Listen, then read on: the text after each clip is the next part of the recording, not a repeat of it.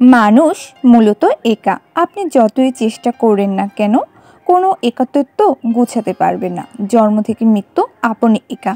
মাঝের জার্নিটা শুধু আপনাকে কিছু লোক সঙ্গী দেবে বলে কথা দেয়, আর কিছু মানুষ স্বেচ্ছায় একা হয়ে যায়। কি অদ্ভুত, তাই না? সব কিছু থেকেও নিজের সরিয়ে এক নিঃস্ব জীবন বেছে নেয়, যেন একা থাকার মতোই আনন্দ এই পৃথিবীতে আর কিছুই নেই।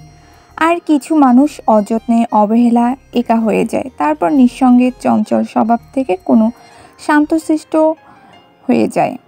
মানুষ মূলত একা, এটা বুঝতে আমাদের পুরো জীবন কেটে যায়, অথচ চলন্ত ট্রেন থেমে গেলে আমরা বুঝতে পারি গন্তব্যে পৌঁছে গিয়েছি।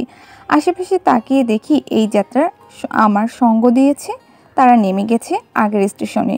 চা পানি এর আড্ডা মাতা ছিল একসাথে। এখন আমি একা। আসলে আমাদের গন্তব্য আমাদের একাই যেতে হয়। কেউ থাকে না, কেউ সঙ্গ দেয় না। ঠিক যেমন জন্ম থেকে মৃত্যু এক নিঃসঙ্গ মুসাফিরের মতো আমরা।